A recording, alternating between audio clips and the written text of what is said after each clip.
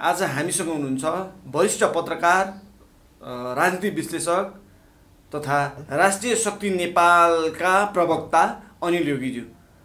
यहाँलाई हाम्रो च्यानलमा स्वागत छ। धन्यवाद। हजुर सर, आराम हुनुहुन्छ? ठिकै छ अहिलेसम्म। कसरी बित्दैछन् दिनहरू सर? एकातिर रोग छ, अर्कोतिर शोक छ। अब देशको स्थिति दिन प्रतिदिन डामाडोल हुँदैछ। नेपालका नेताहरूको चर्तीकला पनि देखिँदैछ, सुनिसक्नु छैन, देखिसक्नु छैन। अब यस्तै यो कस्तो भने त्यो देख्नेलाई लाज भने जस्तो, के गर्नेलाई भन्दा देख्नेलाई लाज भन्छ। अब यो एउटा सचेत नागरिक हुनुको नाताले यो पागलखाना भित्र बस्न र बाँच्न निकै गाह्रो छ। गाह्रो छ है, निकै गाह्रो छ। अब वर्षायाम पनि सुरु भइसकेको स्थिति छ हैन? कोरोनाको तेस्रो लहर आउन लाग्यो भन्ने कुरा पनि छ। जनतालाई भ्याक्सिन पनि पूर्ण रूपमा लगाइसकेको स्थिति पनि छैन।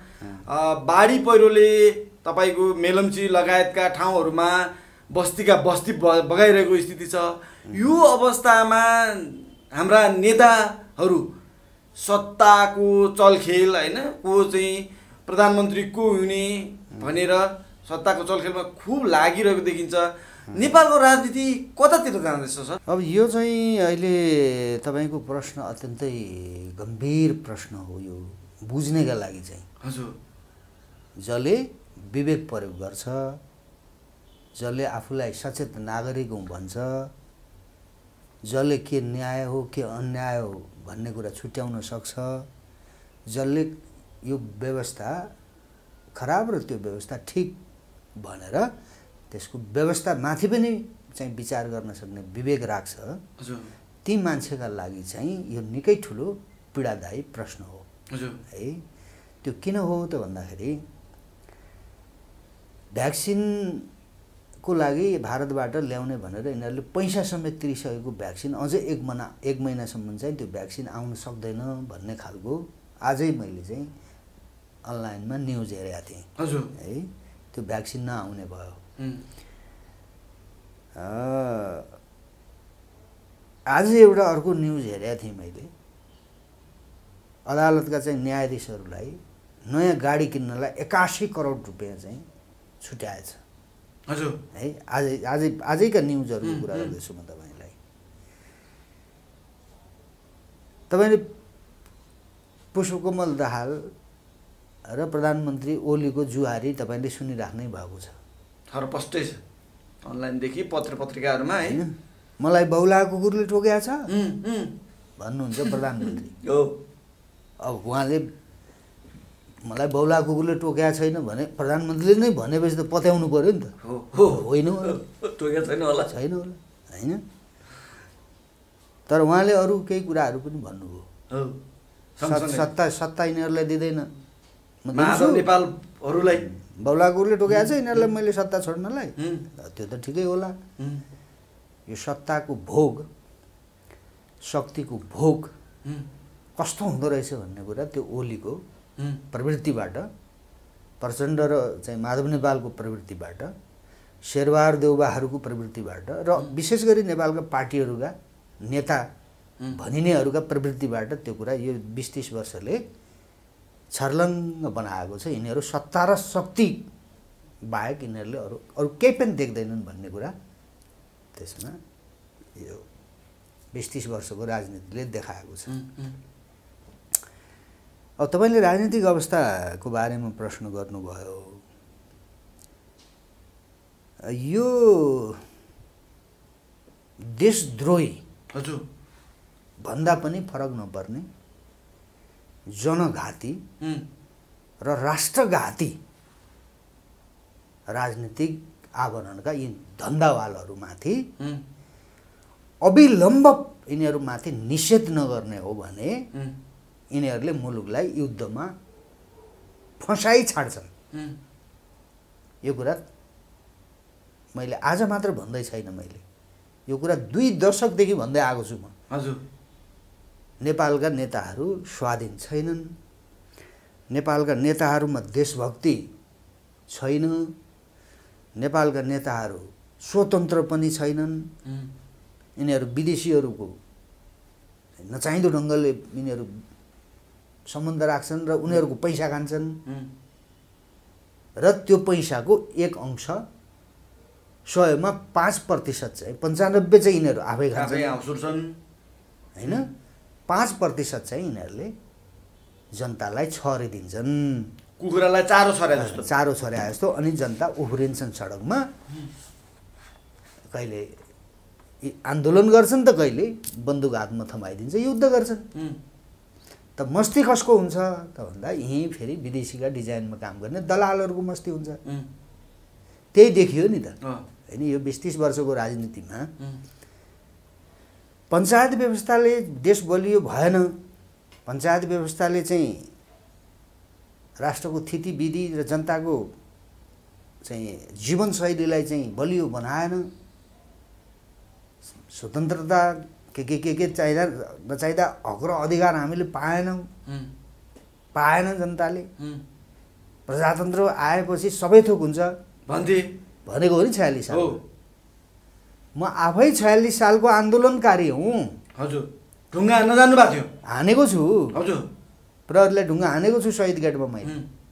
है त्यो बेलामा तपाईँलाई सम्झना हुन्छ मलाई, नेपाल टेलिभिजनको क्यामेरा तानेर फुटाउने चाहिँ जुन घटना भयो त्यहाँनिर, हजुर, त्यसको नजिकै थिएँ के म। हजुर। त प्रजातन्त्रको आन्दोलन अथवा प्रजातन्त्र चाहियो भने अब त प्रजातन्त्र त 46 सालमा आयो नि त। राजाले चाहिँ संवैधानिक राजा भएर चाहिँ बस्ने, जनताका प्रतिनिधि, जनताद्वारा निर्वाचित प्रतिनिधिहरूले शासन व्यवस्था चलाउने विधि व्यवस्था संविधान बनेको हो नि त। बनेको। अब के चाहियो र फेरि यो बाबुराम र प्रचण्ड भन्नेहरूलाई के चाहियो र यिनीहरूले चाहिँ बन्दुक उठाएको भन्ने प्रश्न उठ्यो नि त अहिले। के चाहियो त? यिनले त नयाँ व्यवस्था त फेरि ल्याएन।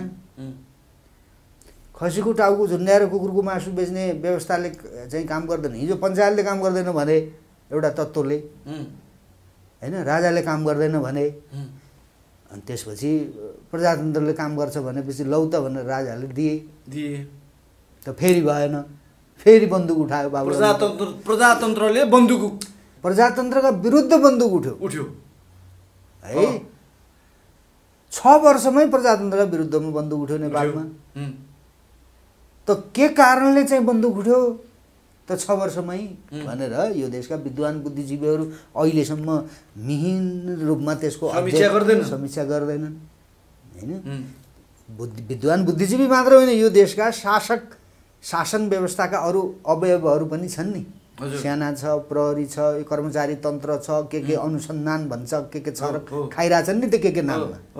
राज्यका अङ्गकै नाममा खाइरहेछन्, ब्रस्त लगाइराखेका छन्, युनिफर्म लगाइराखेका छन्, हतियार बोकिराखेका छन्, के ट्वाक्के क्वाट गर्न पुगेका हुन्छ।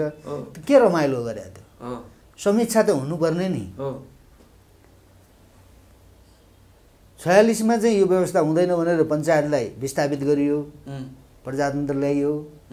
प्रजातन्त्रकै विरुद्धमा के अरे 52बाट प्रचण्डले बाबुरामले हतियार उठाए हैन।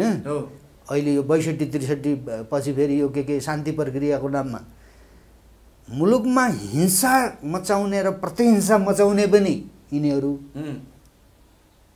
नेपाली जनतालाई र राज्यका सुरक्षा अङ्गहरूलाई लडाइँमा हाल्ने पनि यिनीहरू हैन। यिनीहरूले नै शान्तिका चाहिँ दूत भएर गौतम बुद्धको रूप धारण गरेर आए, फेरि पत्यायो यो मूर्ख दुनियाँले। नेपालका तथाकथित चाहिँ विद्वान बुद्धिजीवीहरूले चाहिँ ताली बजाए, गणतन्त्र लोकतन्त्र आयो अरे फेरि 10 वर्षपछि। 46मा आइसकेको प्रजातन्त्रका विरुद्धमा 52 माओवादीले बन्दुक उठायो, प्रचण्ड र बाबुरामले 10 वर्ष लडे, रमाइलो गरे, लुटे दुईटैले। राज्यमा बसेर चाहिँ प्रतियुद्ध गर्नेले पनि लुटे, ठालुहरूले। दुःख त जनताले नै पाएको हो राज्यका सुरक्षाकर्मी तल्लो स्तरका सुरक्षाकर्मीले पो दुःख पाएको हो, तिनका परिवारले पो भाग्नु पर्या हो, तिनले पो मारिनु पर्या हो। त माथिका ठालुहरूलाई त उनले त माओवादीले चन्दा बुझाएका थिए नि, ठुला ठालुहरू त धेरैले मर्नु परेन नि, एक दुईजनाकै आकल झुकल चाहिँ परे होला। चन्दा बुझाउन माओवादीलाई तयार नहुनेहरू, प्रचण्ड र बाबुरामलाई पैसा दिन तयार नहुनेहरू मारिए होलान्। अरू त धेरै चाहिँ आर्मीका जरसाबहरूले पैसा बुझाएको, बैङ्कका चाहिँ यो बैङ्क सञ्चालकहरूले चाहिँ गाडीमा पैसा हालेर जङ्गलमा पैसा पुर्याइदिएको। माओवादीका लडाकाहरूले यहीँ काठमाडौँमा आएर ट्रकमा चाहिँ पैसाका ठुला चाहिँ ट्रकमा चाहिँ पैसा खाँदेर चाहिँ थानकोटबाट बाहिर लगेर चाहिँ कहाँ हो दिल्ली कि कहाँ हो बाबुरामहरू बसेका ठाउँ बुझाएको आयो नि। भारतको चक्रतामा बस्थे यिनीहरू। त्यसो भएर यो राजनीति यिनीहरूले गरेनन्। यिनले मुलुकको अस्मितामाथि लुटपाट गरे, यिनले राज्यको ढुकुटीमा लुटपाट गरे र नेपाली जनताप्रति नेपाली जातिको जीवन सदाका लागि चाहिँ समाप्त पार्ने गरिकन एउटा सङ्घारमा ल्याएर यिनीहरू झगडा खेल्दैछन्। काङ्ग्रेसको पनि कुनै बेला बहुमत आयो, त्यसले पनि आफ्नो धोती आफै बुस्कायो। गिरिजाप्रसादले मध्यावधिमा हाल्यो मुलुकलाई, होइन? अब यो कम्युनिस्टहरूको बहुमत आएपछि के कम्युनिस्ट भन्नेको त त्यो त कुरा गर्थे साम्यवाद भने के भित्ताको हो कि भित्तामा लेख्ने साम्यवाद हो कि किताबमा पढ्ने साम्यवाद मात्रै हो कि उनीहरूको घोषणा पत्रमा मात्रै हो कि नेताहरूका जीवनमा आउने मात्रै साम्यवाद हो कि कम्युनिजम भने के? त्यो कम्युनिजमको विचारधारालाई आफ्नो राजनीतिक चाहिँ धारणा बनाएर, राजनीतिक दर्शन मानेर, राजनीतिक सिद्धान्त मानेर जसले आफूलाई कम्युनिस्ट हुँ भनिरहेका छन् र खाइरहेका छन्, नेपाली जनताको दिमाग खाइरहेका छन्, नेपाली जनताको जिन्दगीसँग खेलवाड गरिरहेका छन्, राष्ट्रको भविष्यसँग खेलवाड गरिरहेका छन्, जनताको खुन खराब गर्नका निमित्त तत्पर भइरहेका छन्, तिनीहरूले कम्युनिस्टको शासन व्यवस्था चलाए त। आज तपाईँले श्रमजीवी वर्गको चाहिँ प्रतिनिधित्व गर्ने भन्ने कम्युनिस्टहरू, वर्गविहीन समाजको परिकल्पना गर्छौँ भन्नेहरू, साम्यवादको चाहिँ बकवास गर्नेहरूले चलाएको शासन व्यवस्था यस्तै हुन्छ। आज कुनै देशका कुनै ठाउँमा श्रमजीवीहरूका लागि भान्सा खोले यिनीहरूले, जो भोकमरीमा परेका छन्। भान्सा खोले होइन, खोलेको भान्सा पनि बन्द गर्ने स्थितिमा गइरहेछन् यिनीहरू त। त्यही भएर मैले यहाँ अपराधी हुन् भनेको। जहाँ चाहिँ सामूहिक रूपमा चाहिँ यो सार्वजनिक स्थानहरूमा खाना खुवाइरहेको छ होइन, त्यो ठाउँमा चाहिँ आफ्ना चाहिँ प्रहरी भनौँ न, आफ्ना कार्यकर्ता प्रयोग गरेर त्यहाँ लट्ठी बजार्छन् यिनीहरू। अब केही दिन अगाडि देखिसक्नु भएको छ होला तपाईँले। साम्यवादी भन्नेहरू, आफूलाई कम्युनिस्ट भन्नेहरू, यिनीहरूलाई लाज छ भने, लाज बचे खुचेको लाज अलिकति बाँकी छ भने कहाँ खोल्यौ तिमीले सामूहिक चाहिँ भान्सा, कम्युन कहाँ खडा गर्यौ कि यो कोरोनाको सङ्कटको बेलामा सबैले सँगै बसेर खाना खाने, ती बेरोजगार जो दिनभरि काम गरेर बेलुका खानुपर्नेहरू, जो अरूको मजदुरी गरेर चाहिँ मानव जुटाउने दैनिकी जीवन गुजारा गर्नेहरूको बारेमा कम्युन चाहिँ कहाँ चलाए यिनीहरूले, कहाँ पाक्दैछ त्यो कम्युनिस्टहरूको भान्सा। यिनीहरूको भान्सा चाहिँ पाकेको छ, यिनको भान्सा पनि थाहा भयो। यिनीहरू कम्युनिस्ट होइनन्, यी नक्कली लुटेरा हुन् भन्ने कुरा पनि थाहा भयो। प्रजातन्त्र भनेको यिनीहरूले बकवास गर्ने कुरा मात्र रहेछ भन्ने कुरा पनि थाहा भयो। त अरूले थाहा पाए कि थाहा पाएन कुनै, मैले चाहिँ थाहा पाएँ है। आज होइन, मैले 2 दशक पहिला थाहा पाएको यहीँ फटाउन् भनेर। यिनीहरूले देशलाई रसातलमा पुगाउँछन्, यिनीहरूले मुठ्ठीभर मान्छेको चाहिँ हित हुने काम गर्छन्। यिनीहरूसँग त्यो औकात, विवेकको औकात छैन, यिनीहरूसँग त्यो हैसियत भएका मान्छे होइनन्। यिनले देश पनि बनाउँदैनन् र दुनियाँलाई शान्तिपूर्ण ढङ्गले आफ्नो देशभित्र बस्न र बाँच्न सक्ने परिस्थिति पनि यिनीहरूले बनाउँदैनन्, गर्दैनन्। यिनीहरूको विकल्प खोजौँ भनेर त 2 दशकदेखि मैले भन्दै आएँ, कसैले सुन्दैन। दुर्भाग्य, यो देश बडा गजबको देशमा छौँ नि त म त। अब मैले यसो भन्दाखेरि अब त्यो हो के मान्छे होला यो, यसले के बुझ्यो होला, त्यस्तो छुट्टै कुरा पनि भन्दा हुन् कसैले। मैले छुट्टै कुरा केही बुझे जस्तो त लाग्दैन। यिनले जनतामाथि अन्याय गरे भने हो मैले, यिनले न्याय दिएनन् भने हो मैले, यिनले सुरक्षा दिएनन् भने हो मैले, यिनले देशभित्र उद्योग कल कारखाना खोलेनन्, युवाहरूलाई बेचे भने हो मैले, यिनले शासन सत्तामा बसेर भ्रष्टाचार गरे भनेको हो मैले, यिनले यो वा त्यो व्यवस्थाको नाममा युद्ध र आन्दोलन भन्दै दुनियाँ नेपाली जनतालाई मराउँदै आफूले मस्ती गर्दै गरे यो भएन भने हो मैले, विदेशीहरूसँग असमान सन्धि सम्झौता गरेर यो राष्ट्रको अस्तित्व चाहिँ मास्न हुँदैन, यो चाहिँ देशद्रोही काम हुन्छ भने हो मैले। यो कुरा त अरूले पनि भन्नुपर्ने हो नि, जोडले भन्नुपर्ने हो नि। अझ तपाईँले त्यो सँगसँगै विकल्पको शक्ति राजालाई अगाडि ल्याउनु भयो नि त, त्यसले गरेर चाहिँ टाउको दुखे हो कि? त्यसो भए टाउको दुखाइराख। अब मलाई मेरो मात्र के जान्छ भाइ? अब मैले त सधैँ भन्ने गरेँ, अब मेरो मात्रै के जान्छ? अब 52 वर्ष भइसकेँ, मेरा छोराछोरीले मात्रै दुःख पाउने होइनन्। अब मेरा छोराछोरीले मात्रै यो देशबाट पलायन हुनुपर्ने र विदेशी कमाएर हुनुपर्ने होइन। अब सबैले कमाएर भए हुनुपर्ने त हो नि। त मलाई मात्र देश देश देश देश अब के चाहियो त?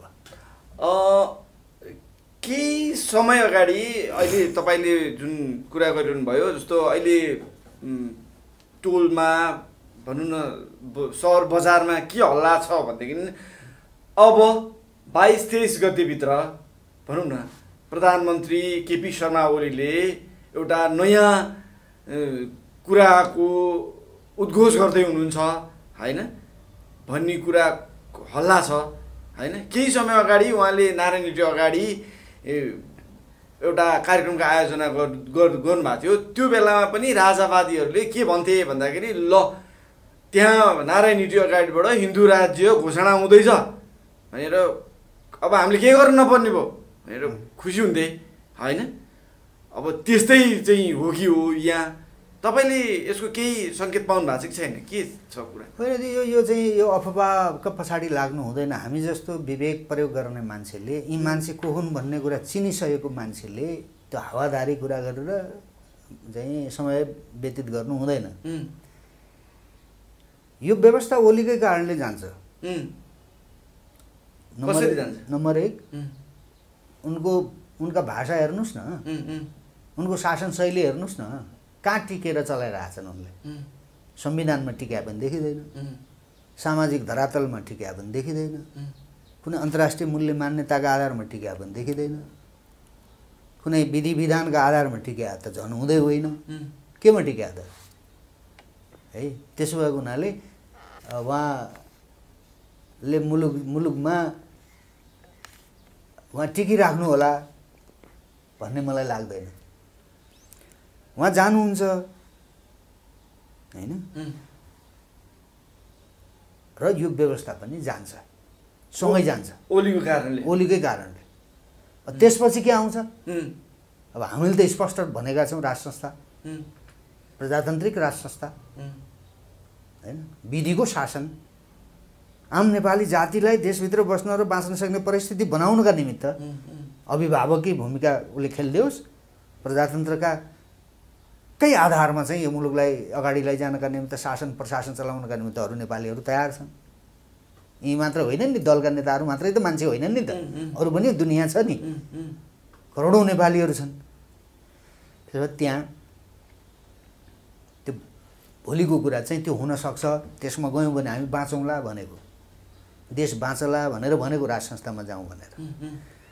ओलीकै कारणले यो व्यवस्था जान्छ। यो व्यवस्था गएन भने ओलीले नै यो व्यवस्था अड्याउने खतरा हुन्छ। गयो पनि उहाँबाटै जान्छ, टिकाउने पऱ्यो भने उहाँबाटै टिकिन्छ होइन त। अन्तिम विकल्प ओली नै हो। ओली नै हो। अब अरू कसले टिकाउने त? प्रचण्डले। प्रचण्डको पछाडि हिँड्छ अब दुनियाँ। बाबुरामको के गति भयो? हिँड्छ। शेरबहादुरको पछाडि लागेर अब चाहिँ व्यवस्था हुन्छ कुनै? माधव नेपाल त शेरबहादुर देउवालाई प्रधानमन्त्रीको लागि हात जोड्न पुगिरहेका छन्। उहाँको पार्टी पनि कुन भन्ने कुरो त अहिले त छैन, टुङ्गो लागेको छैन। त्यसो भएर यिन त के भने यो बाँदरे प्रवृत्ति भयो। यिनले आफ्नो पनि केही बाँकी राखेनन्, राष्ट्रको पनि केही बाँकी राखेनन्। सबै विधि विधान संरचनाहरू, राष्ट्रका जो चलाउनै नहुने संरचनाहरू पनि खत्तम गरिदिए, सुरक्षा अङ्ग तहस नहस बनाइदिए, एउटा सेना बाँकी छ। न्यायालयको हालत हेर्नुहोस्, त्यहाँ न्यायालयलाई कस्तो बनायो होइन। त्यसो भएको हुनाले ओलीले व्यवस्था फाले पनि ओलीले फाल्छन् र यो व्यवस्थालाई अडाइराखे पनि अब त्यही ओलीले अडाउने हो, अरू कसैले चाहिँ यहाँ केही गर्नेवाला छैन। नम्बर 1। नम्बर 2, हामी जस्तो एउटा दीर्घकालीन मुलुकको हितका पक्षमा काम गर्ने, सोच्ने, चिन्तन मनन गर्ने, देश हित विपरीत भएका चाहिँ नेपालका पार्टी र नेताहरू र विदेशीहरूका गतिविधिहरूको बारेमा नजिकबाट चासो र चिन्ता गर्ने, गल्ती भएका कुराहरूमा यो गल्ती भयो, यो गर्न मिल्दैन, हुँदैन भनेर भन्ने जुन हामीहरू जस्ता नेपालीहरू छौँ समाजमा, त्यसमा म अरूको भन्दा मेरो विचारहरू भिन्न छ। हजुर। त्यो भने के भने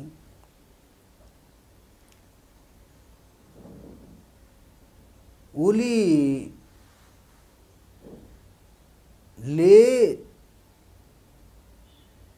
यो प्रचण्ड भन्नेसँग यो देशलाई रसातलमा फसाउने त बाबुराम र प्रचण्ड हुन् नि।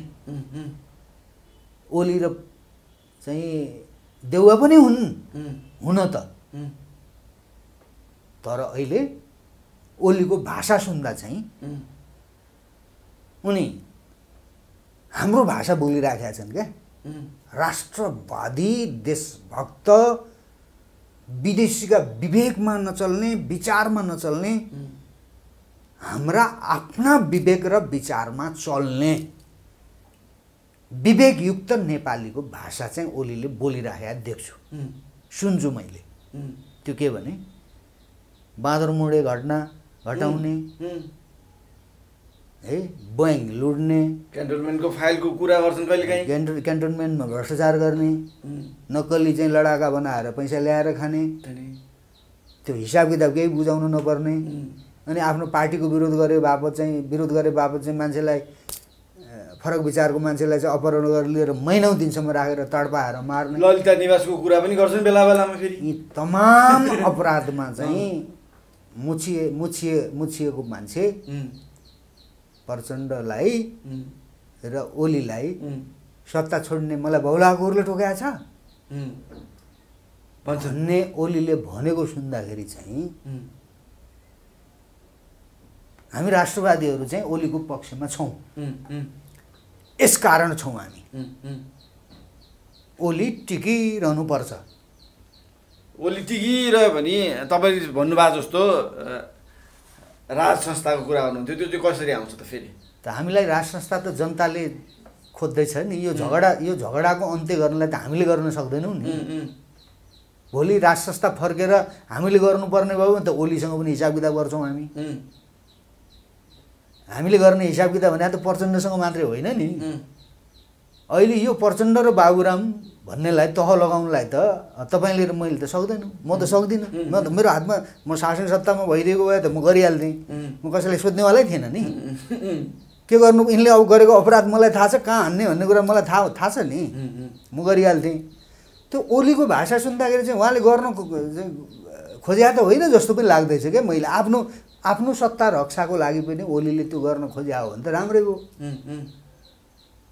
भोलि हामीले खोरमा, राष्ट्रवादीहरूले खोरमा हाल्नुपर्नेलाई अहिले ओलीले हालेर गइदिएपछि हामीलाई पनि त आनन्द भयो नि त। काम गरौँला नि हामी, अनि फटाहरूसँग झगडा खेल्दै बस्न त पर्दैन नि। देश विकास गरौँला, आम नेपालीलाई देशभित्र बस्न र बाँच्न सक्ने परिस्थिति बनाउँला। त्यो त भोलि सकारात्मक काम गर्ने हामीलाई पर्याप्त समय हुन्छ नि त। यी अपराधीहरूसँग झगडा खेल्नुपर्ने भएन भने त्यो ओलीले नै यो लफडा सिद्ध्याउने काम उहाँले गरिदिएको भए कस्तो आनन्द हुन्थ्यो। म गुरु गोरखनाथलाई साक्षी राखेर, हे गुरु गोरखनाथ, भगवान् भोलेनाथ, यो काम ओलीबाटै गराइदिनु होला र ओलीका दिमागमा गएर बसिदिनु होला प्रभु भनेर भन्छु। हजुर, एउटा कुरा मलाई सोध्नु मन लाग्यो, के छ भनेदेखि अब तपाईँहरू त पार्टी पनि होइन, अहिले अभियानमै हुनुहुन्छ, अनि जो राजा भनिरहेको पार्टी छ त्यसले चाहिँ द्वैत चरित्र देखाइरहेको स्थिति छ। उसको जुन हेर्दाखेरि माछा पर्यो भने दुलोभित्र हात, सर्प भेट्यो भने दुलोबाट बाहिर हात भने जस्तो गर्छ होइन। अनि फेरि राजा भन्नेहरू जति पनि छन् उनीहरू राजा, हिन्दू धर्म, हिन्दू राज्य होइन, हिन्दू अधिराज्य भन्नेहरू पनि कस्तो छन् भन्दाखेरि एक अर्काको त्यो अस्तित्व हुन्छ नि स्वीकार पनि गर्न नचाहने, अनि त्यस पछाडि एउटाले अर्कोको कुरा सुन्नै नचाहने त्यस्तो स्थिति देखिन्छ। अनि त्यस पछाडि तपाईँले भने जसरी राजा त कसरी आउनुहुन्छ होइन? होइन, राजालाई आम जनताले बोक्ने हो। यस्तो नि जनताको मनमा त राजा छ नि त, तपाईँले हेर्न सक्नुहुन्छ। जस्तो पूर्वमा सवारी हुँदा त्यति नै जनता देखिन्छ, पश्चिममा जाँदा जनता त्यति नै देखिन्छ। राजा जता जता जानुहुन्छ उतै चाहिँ जनताको जुन लहर देख्दाखेरि त राजा त जनताको मन मस्तिष्कमा त भएको जस्तो देखिन्छ नि। ठिक छ, तपाईँ बुझेँ मैले। कुरा के हो भने यी सबै लोभी पापीहरू हुन्, यी सबै अधर्मीहरू हुन्। यहाँ न धर्म बाँकी रह्यो न राजनीति बाँकी रह्यो। त्यो लोभी पापीहरू दौडिरहन्छन्। मौकामा चौका हान्न पाइन्छ, चौका मात्र छक्कै हान्न खोजिन्छ, छक्का अठा के हान्ने त्यही हान्दै आएका हुन् नि सबैले। अब त्यो मौकामा चौका हान्नेवालाहरूले नेपालको राज संस्थालाई बोके पनि केही फरक पर्दैन, नबोके पनि अब केही फरक पर्दैन। राज संस्थाले, नेपालको राजाले आम नेपालीसँग नेपालको यो राजाको कुरा उठाउने म जस्ताको मात्रै राजा त होइन नि त। होइन नि, राज संस्था भनेको त राजा सबको साझा। राज संस्था त आम नेपालीको संस्था हो। हजुर, आम नेपाली जातिको संस्था हो। आम नेपाली जातिलाई सुख र सुविधा दिने का निमित्त अहोरात्र खट्ने संस्था हो। त्यो अभिभावक हो। त्यो आज राजावादी हुँ भन्नेहरू हामी जे जति हल्ला गर्दैछौँ नि, हामी जस्ता हल्लाखोरहरूको लागि मात्रै राज संस्था आवश्यक भएको होइन, देशको लागि आवश्यकता भएको हो। अबको राज संस्थाले नेपाली जनताका विवेकसँग आफ्ना विवेक जोडेर राजावादी भन्ने, माओवादी भन्ने, खाओवादी भन्ने, दाओवादी भन्ने, के प्रजातन्त्रवादी भन्ने के वादीहरू छन् नि, घिनलाग्दा मान्छेहरू। हजुर, ती घिनलाग्दा मान्छेहरू भित्रबाट कम घिनाउँदो मान्छेलाई लिएर हिँड्नु पर्यो। हजुर, राज संस्थाको बाध्यता त्यति छ, धेरै ठुलो बाध्यता छैन। घिनलाग्दा मान्छेहरूका बिचबाट कम घिनलाग्दो मान्छेलाई लिएर डन्डा पनि समाइराख्ने, मुलुकका विरुद्ध काम गरिस् भने यो डन्डा खान्छस्, जनतालाई दुःख दिस् भने यो डन्डा खान्छस्, भ्रष्टाचार गरिस् भने यो डन्डा खान्छस्, जनताले न्याय र सुरक्षा दिनस् भने यो डन्डा खान्छस् भनेर एउटा डन्डा पनि छ नि। त्यो डन्डा हान्ने राज संस्था चाहियो र यी गनाउनेहरू मध्येबाट कम गनाउनेलाई लिएर देशलाई एउटा स्थितिमा ल्याउनका निमित्त राज संस्थाले प्रयास गर्नुपर्छ। अब एक्लै राज संस्थाले राजाले गर्ने कुरा हुँदैन, यो उहाँले सक्ने पनि होइन होइन। अब विचारका कुरा, विचारमाथि पनि विचार गर्ने कुरा, व्यवस्थामा चाहिँ बहस गर्ने कुरा, नेपाली जातिलाई यो देशभित्र बाँच्न र बस्न सक्ने परिस्थिति कसरी बनाउने भन्ने विषयमा बहस गर्ने कुरा, छलफल गर्ने कुरा र त्यसबाट निस्केको निचोडका आधारमा मुलुकलाई अगाडि लैजाने परिस्थिति निर्माण गर्ने कुरा चाहिँ देशका विद्वान, बुद्धिजीवी, इमान्दार, क्या किताब पढेका बुद्धिजीवी मात्रै होइन कि देश पढेका, दुनियाँको जीवन पढेका बुद्धिजीवी हुन्छन् नि, होइन? जङ्गबहादुर टाइपका, बडा महाराज पृथ्वीनारायण शाह टाइपका, स्वर्गवासी बुवा सरकार, महेन्द्र सरकार जस्ता, होइन? बिपी कोइरालाई भनौँ, मदन भण्डारी नै भनौँ, है पछिल्लो समय त मैले सङ्गत गरेँ लामो समय, राजेश्वर देवकोटा, त्यस्ता त्यस्ता विचारवान मान्छेहरू हुन्छन् समाजमा, छन्। ती 2-4 जना मान्छेसँग चाहिँ महाराज सरकारले कुरा गर्यो र विचार गर्यो भने, विचारमाथि पनि विचार गर्ने गरिकन छलफल चलायो भने विचारको मथन गर्नु पर्यो गऱ्यो भने 1 हप्ताभित्रमा उम्, राजनीति, कूटनीति, अर्थनीति, समाजनीति, धर्मनीति त्यो सबै उम्, 1 हप्ताभित्रमा त्यसको चाहिँ मोडालिटी, त्यसको कार्यक्रम तय हुन्छ। त्यो बडा के अरे हामीसँग छ, नेपालको राष्ट्र संस्थासँग पहिलेदेखि छ। त्यो यहाँ अपराधीहरूले गर्न नदिया हो नि, छ नि। हावामा देश चलाएको होइन नि, 30 वर्षमा हावामा विकास भएको, देश औद्योगिकरण भएको थियो नि पञ्चायतमा। 40-45वटा चाहिँ ठुल्ठुला उद्योगहरू, कपडा कारखाना, सिमेन्ट कारखाना, ट्रली बसदेखि लिएर सारा चाहिँ उद्योग धन्दाहरू खुलेका थिए। सारा नेपालीहरू त्यसमा चाहिँ काम पाएर रोजगार सिर्जना भएको थियो नि। त्यो बेचेर खाए यिनीहरूले। त्यो केही नभएको भएर चाहिँ राज संस्थाले जान पर्या त होइन नि। मूर्ख चाहिँ विदेशीका दलाल नेताहरूका चाहिँ पछि लागे नेपालीहरू, मूर्खता भयो र त्यस कारणले राज संस्थाले बाहिर पर्नु पर्यो र आज यो दुःखको जीवन बाँच्न पर्या हो। त्यसो भएर राजा राजा राजा म अहिले जहाँ जाउँ, चाहे त्यो चिया पसलमा जानुहोस्, चाहे भट्टी पसलमा जानुहोस्, चाहे बस चढ्नुहोस्, चाहे ट्याक्सी चढ्नुहोस्, तपाईँ चाहे कहीँको चोकमा गल्लीमा कहीँ गएर 2-4 जना मान्छे उभिएको ठाउँमा बस्नुहोस्, त्यहाँ राजा राजा राजा राजा भनिरहेको छ। किन भने होला? ओलीलाई, प्रचण्डलाई त गाली गरिराखेको छ, किन गरिरहेको होला? त्यसो भएर राज संस्थाको विकल्प छैन। त्यो अनुशासित, मर्यादित, संस्कारबाट आएको राजनीतिक संस्था भनेको नै त्यो एउटा मात्रै हो। त त्यसलाई पछाडि पार्नका लागि त यहाँ त सबै मिले भ्रष्टाचारीहरू, दुराचारीहरू, ज्यानमाराहरू, अप्रजातान्त्रिक चाहिँ शासन व्यवस्था चाहिँ विदेशीको आडमा चलाउने तर प्रजातन्त्रको आवरण, लोकतन्त्रको आवरण, विदेशीका दलालहरू, खुफिया एजेन्सीका एजेन्टहरू, है हरेक निकायमा, राज्यका सुरक्षा अङ्गमा भएका सबै एजेन्टहरूको होइन मिले मोतोमा हो नि त राज संस्थालाई पछाडि हटाएर यो मुलुक कमजोर बनाएको। मैले गाउँ हिजो कटुवालको अन्तर्वार्ता सुन्दै थिएँ। राज संस्था चाहिँ चाहिने रे, राजा ज्ञानेन्द्र चाहिँ नहुने रे कटुवाललाई।